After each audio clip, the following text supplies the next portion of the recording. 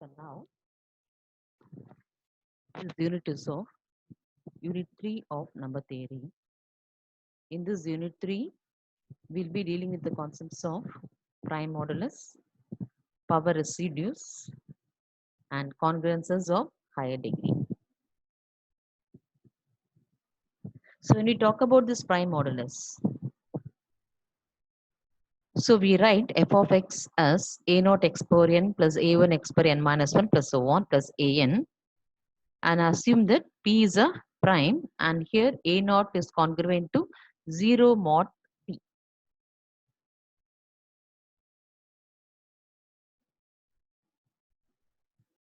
So we have to remember that p is a prime number, and f of x is nothing but a polynomial,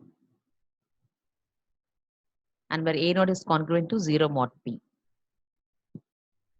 Then, while you're talking about the power residues, if xn is congruent to a mod p has a solution, xn congruent to a mod p has a solution, then a is called the nth power residue modulo p.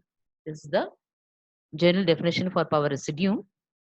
If exponent is congruent to a mod p, so congruency we have seen in the previous chapter itself. Exponent congruent to a mod p has a solution, then suppose if this congruency has a solution, then a is called the nth power residue. A is called the nth power residue modulo p. This a is called the nth power residue of modulo p. If m denote a positive integer and a be any integer such that a comma m is equal to 1, then one more time we are taking it. Let h denote a smallest positive integer such that ah is congruent to 1 modulo m. Ah is congruent to 1 modulo m. Then we say that a belongs to exponent h modulo m. Exponent h modulo m. So we should be careful in choosing the integer. M denote a positive integer and let a be any integer such that what's the condition? A comma m is equal to 1. It is understood that a comma m is equal to 1. Then one more integer, smallest positive integer we are taking such that ah is congruent to 1 modulo m. In this case, we say that a belongs to this a. This a belongs to h modulo m. A belongs to h exponent h modulo m. Just for an example, consider a is equal to 5 and m is equal to 8. So what is a comma m here? 5 comma a, that is equal to 1. 5 comma 8 is equal to 1. Same thing here. We see that 5 power 1 is not congruent to 1 mod 8. It is understood that again 5 square 25 is also not congruent. Again 5 cube 5 power 4 is not congruent. Therefore, what can we say here? 5 belongs to 2 modulo 8. Smallest positive integer, what is it here? H. Okay. So, not congruent. So, therefore, 5 belongs to exponent 2 modulo 8.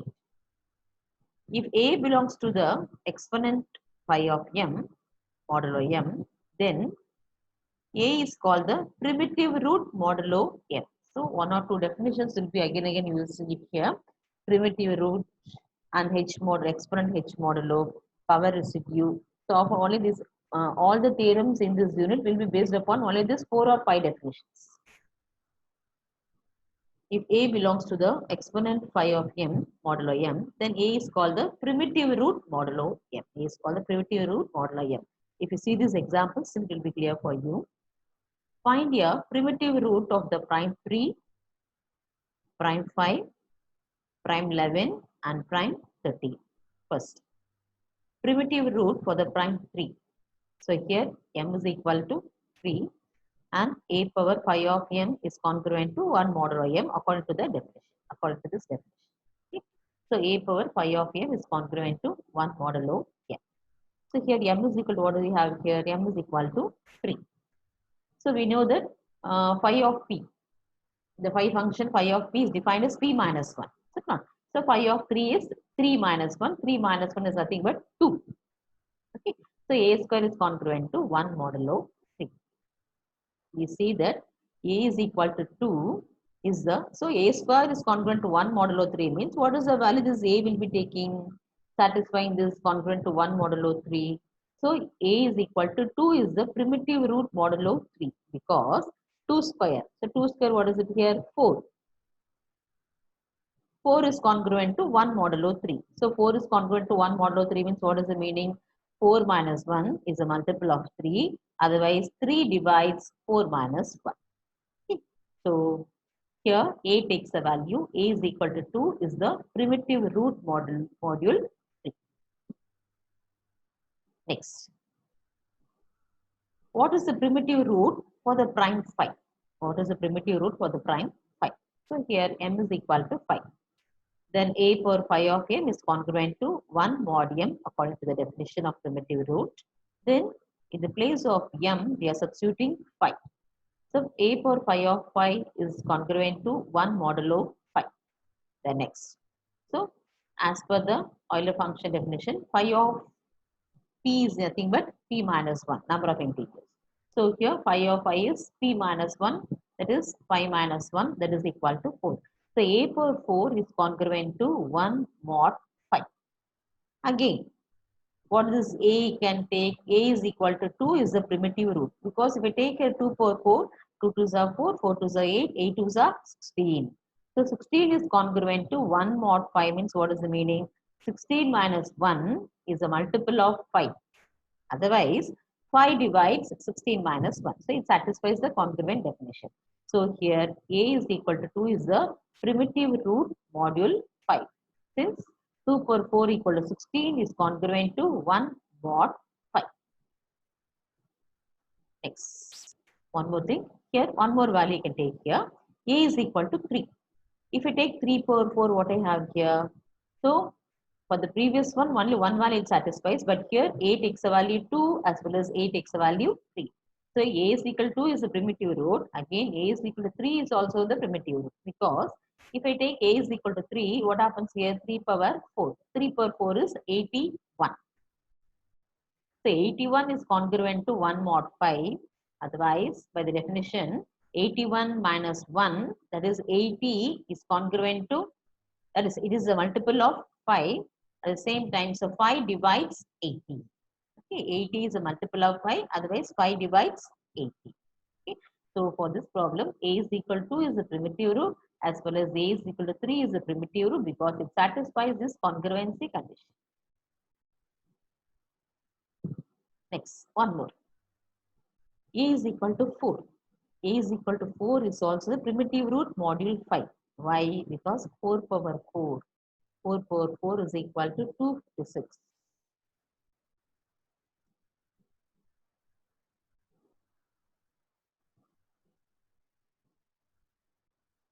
256 is congruent to 1 module 5. So if I put 4 power 4 here, what happens here? 256 is congruent to 1 mod 5. So 256 minus 1, which is nothing but 255, is a multiple of 5. Is a multiple of 5. Otherwise, 5 divides 255 by the definition of the congruency. Okay. So for this problem, a is equal to 2 is the primitive root module 5. A is equal to 3 is the primitive root module 5. And a is equal to 4 is the primitive root module 5. The next. What is the primitive root for the prime 11? For the prime number 11, what are the primitive roots?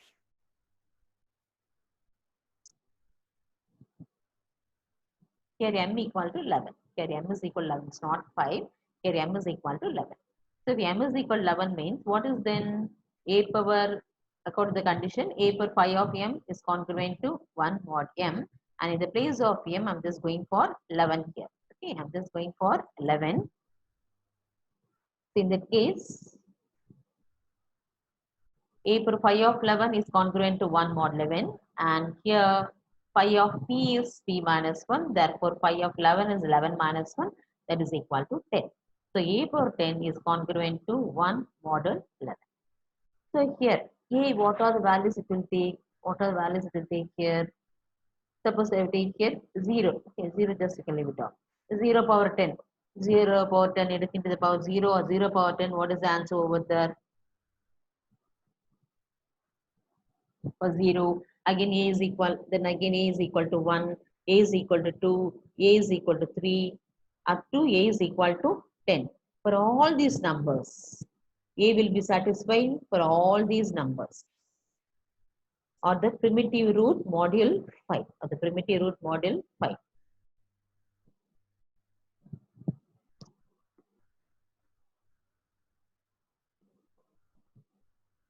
2 power 10, 0 power 10, 1 power 10, 2 power 10, 3 power 10, so on 10 power 10. Everything is congruent to 1 module 11.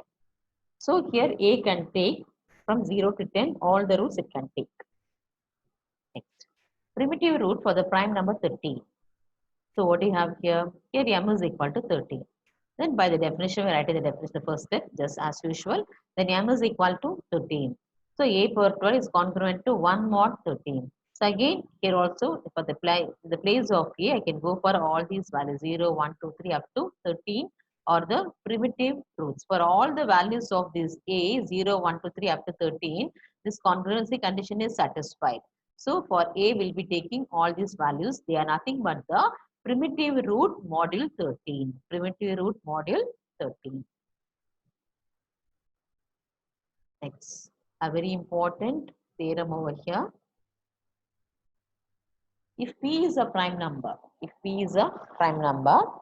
then phi of P minus 1 is a primitive root module P.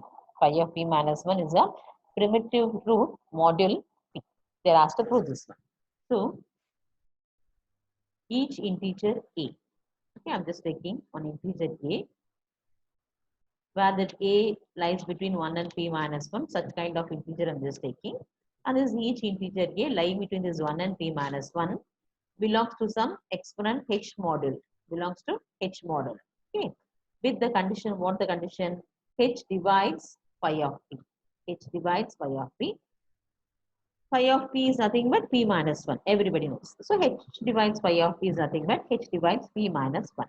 So first we are talking about the integer A, which belongs to some exponent H module with the condition that H divides phi of P, that is H divides P minus 1. This is the first condition. Then what we are doing, if A belongs to the exponent H, since A, we are taking that it belongs to some exponent H, is it not? Since A belongs to exponent H, then we can write this as A power K whole power H is congruent to 1 modulo P for all the integers K. This is the definition of exponent H module. So if A belongs to the exponent H module, then A power K whole power H is congruent to 1 mod P for all the integers K. Also, 1a square up to a minus 1 or distinct modulo 1. Distinct modulo 1. Thus, these n numbers are all the solutions of x power h congruent to 1 modulo p. Because all these are distinct. All these are distinct modulo 1. And therefore, these numbers are nothing but the solutions of x power h congruent to 1 module p. Okay, next. We see that phi of h of these numbers belongs to the exponent h modulo p, the other belongs to smaller exponents. It is understood. Okay. So phi of h of these numbers belongs to the exponent h modulo p, the other things will be belonging to the smaller exponents. So any integer x belongs to any integer a belonging to the exponent h modulo p is a solution of x power h congruent to modulo p. Okay. This we are told in the beginning itself. These now n numbers are all the solutions of x power h congruent to 1 modulo p. Okay. So here we are going for, so any integer a belongs to the exponent h modulo p will be the solution of x power h congruent to 1 module p. Therefore, for each h that divides p minus 1, for each h, we are saying that here h divides p minus 1, we are seeing here. So for each h dividing p minus 1, there will be either phi of h. There will be either phi of h or an integer a which belongs to the exponent h model p. Okay. So for each h which dividing p minus 1, there will be either phi of h will be there. Otherwise, there exists an integer a belonging to h model p, exponent h model p. Only these two conditions are there. Okay. Now I'll just take that belongs to the exponent h modulo p. I'll just take all those integers as psi of h. Okay. So let psi of h denote the number of integers that belongs to the exponent h modulo p. Modulo p. Okay. So I'm taking all those integers as a collection of psi of h that belongs to h modulo p. Now next. Then from this, what can you say? Psi of h is less than equal to phi of h. Psi of h is nothing but the number of integers that belongs to the h modulo p. So surely the psi of h will be less than phi of h for each h dividing p minus 1. And then, therefore, summation h over p minus 1, h dividing p minus 1, psi of h is equal to p minus 1. Okay, psi of h is equal to p minus 1. But we know that psi summation h over p minus 1, phi of h is also equal to p minus 1, is it not? So from this, what can you say here? Summation h over p minus 1, psi of h is equal to p minus 1. But already what we know here, phi of h, summation h over p minus 1, phi of h is also equal to p minus 1. Therefore, these two are equal. So p minus 1, here also p minus 1. Therefore, summation over h over p minus 1 psi of h is equal to summation h over p minus 1 phi of h. So taking the summation and bringing this term to the left hand side, what we have, summation h over p minus 1 into, of psi of h minus phi of h, that is equal to 0. And this term is less than equal to 0 because what we have taken, psi of h is less than equal to phi of h we have taken. Is it not? So psi of h minus phi of x is, surely it will be less than or equal to 0. Okay. So therefore, phi of h is equal to psi of h for all h that divides p minus 1. In particular, phi of p minus 1 is equal to psi of p minus 1. Therefore, number of primitive roots is psi of p minus 1. That's all. So here we are talking about only what about the integer a, and if a belongs to the exponent means what will be the condition, and because of that what are the distinct models we are getting it, and what is that phi of h, and how we define that psi of h, and what is the relation between psi of h and phi of h. Using that relationship, just we are proving all these terms, and finally we are coming to the conclusion that number of primitive roots is psi of p minus 1.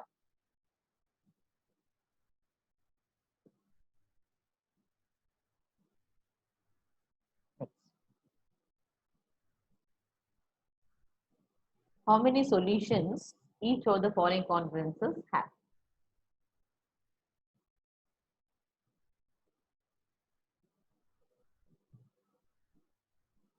X for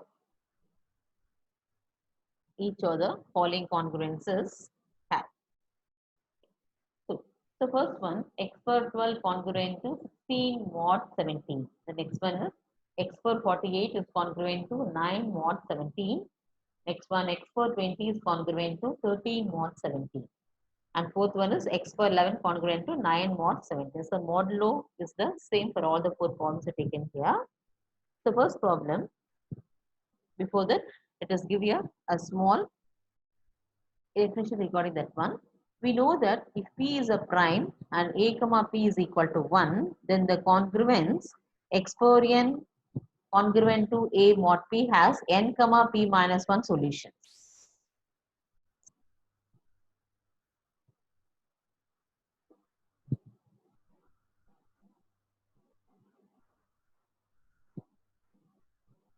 Otherwise, accordingly, the solutions a power p minus 1 by a power n comma p minus 1 is not congruent to 1.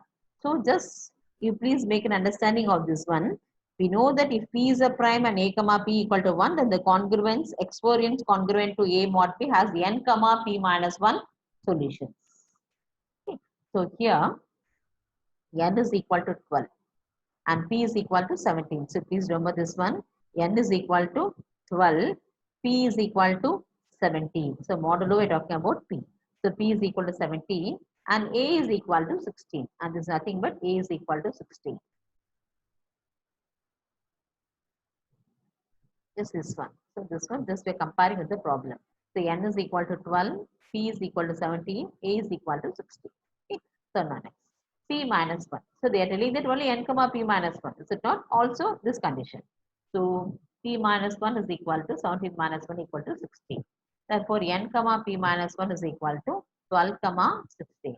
So 12 comma 16, what is the value over there? That is equal to 4. That is equal to 4. A number divides both 12 and 16. It is nothing but 4 here.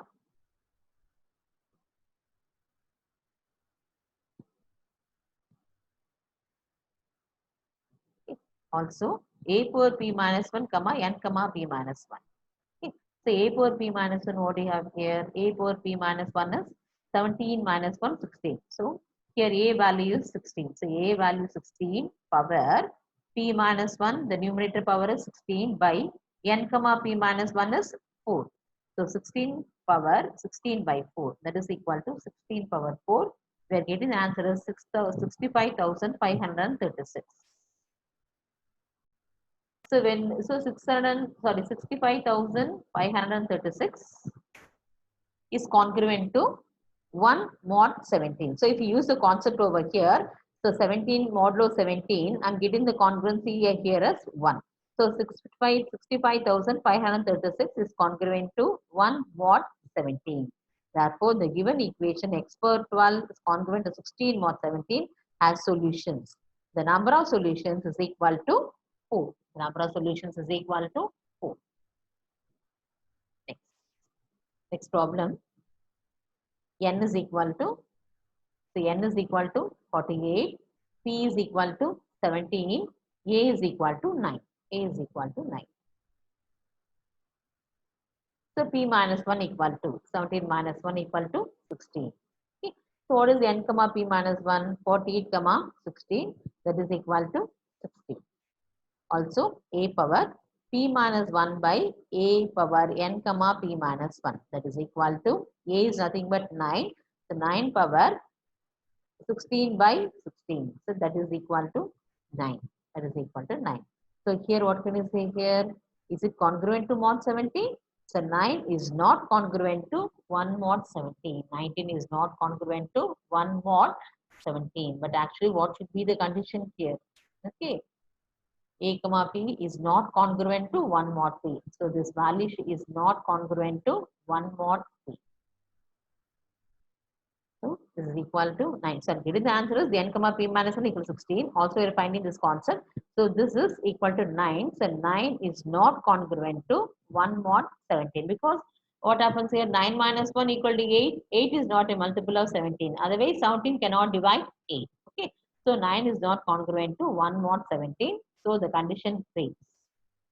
Therefore, the equation x power 48 is congruent to 9 mod 17 has no solutions.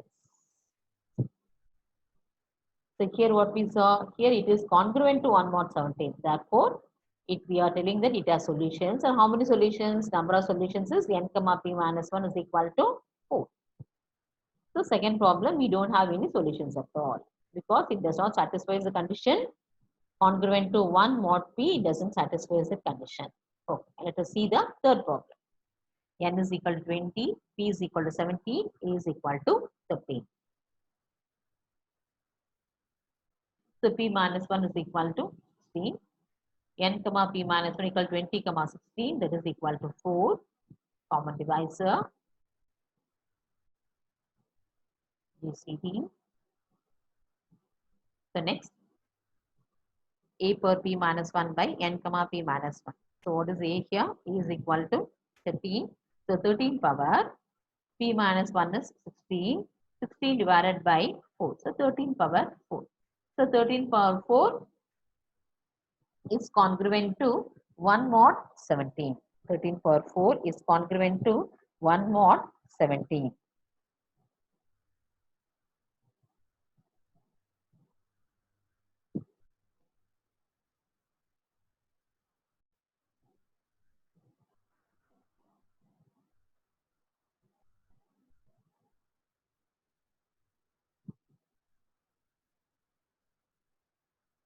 So here 13 power 4 is congruent to 1 mod 17. It's nothing but 13 power 4.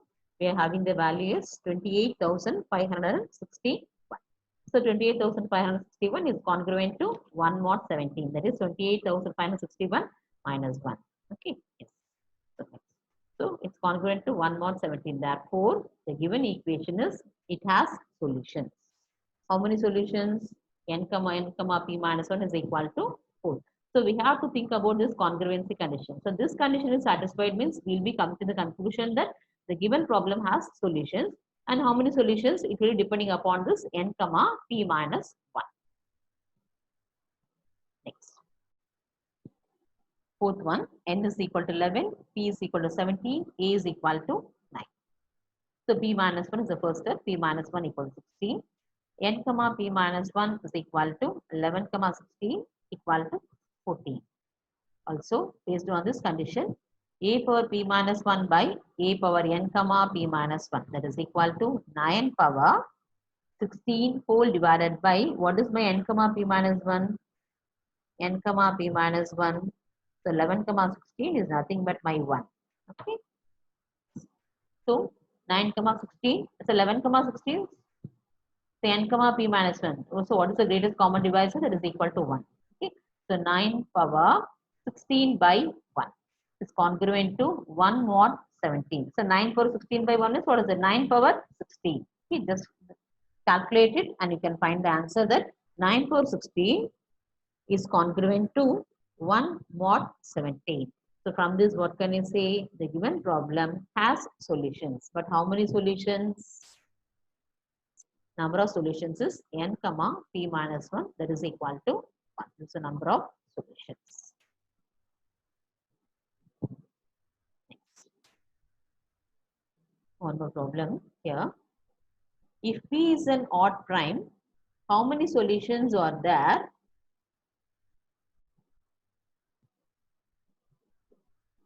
If x per p minus 1 is congruent to 1 modulo p, to x per p minus 1 congruent to 2 modulo p. First one and this is the second one.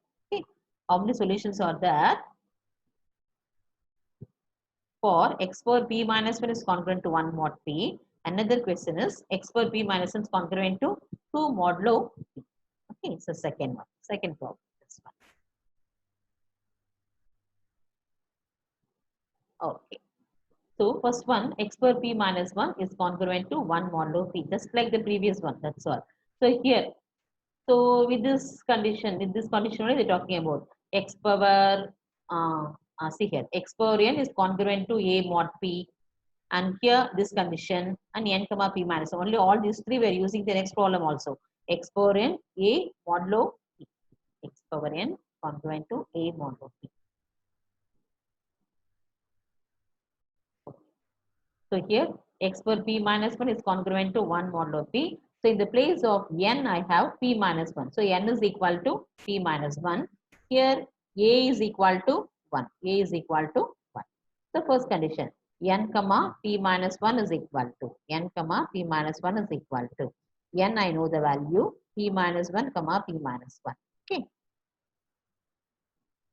Is nothing but the common divisor, p minus 1. P minus 1. Okay. This is the first one. So n comma p minus 1 is p minus 1. So here p is p itself. P is p itself. Okay. So here, so I'm taking here p n comma p minus 1 is nothing but, n is nothing but my p minus 1. P minus 1, I'm writing it p minus 1 as it is. So highest common divisor is p minus 1. Again, a power p minus 1 by n comma p minus 1. So p minus 1, I have to write it as it is. A is nothing but 1. And n comma p minus 1 is p minus 1. So 1 power 1. So what is that 1 power 1? It's nothing but 1. So what can I say here? 1 is congruent to 1 modulo p. 1 is congruent to 1 modulo p. Therefore, it has solutions. And the number of solutions is n comma p minus 1 is equal to p minus 1. That is n comma p minus 1 equal to p minus 1 solutions I have for this problem. Okay. Next. Second problem, what do you have here? X per p minus 1 is congruent to 2 modulo p means how many solutions are there? So here, what is my n here? N is equal to, okay, n is equal to p minus 1. Here my a is equal to 2 and p is equal to p. Okay, now let us go for the solutions. N comma p minus 1 is equal to P minus 1, comma P minus 1. So P minus 1 is the GCD. The next come for this congruency part. A for P minus 1 by N comma P minus 1. So in the place of A, I should go for 2. So 2 power 1. So 2, is it congruent to 1 modulo B? No. 2 for 2 minus 1, 2 is not congruent to 1 mod P. Therefore, it has no solutions. Therefore, it has no solution. Why we are saying it is not congruent to 1 modulo P? Because here we are taking P as a prime number. Okay. So, it is not congruent to 1 modulo P. Therefore, it has no solutions. It has no solutions. Thank you.